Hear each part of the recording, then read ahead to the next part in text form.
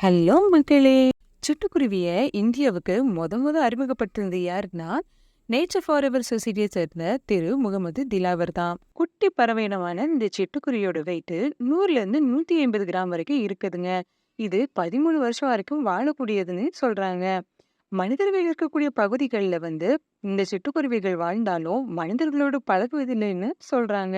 சிட்டுக்குருவிகளின் முக்கியத்துவம் கருதி மார்ச் 20ஆம் தேதி ஒவ்வொரு ஆண்டும் சிட்டுக்குருவி தினமாக அனுசரிக்கணும் அப்படின்னு சொல்லி ஐநா சபை கடந்த 2010 அறிவிச்சிருக்காங்க.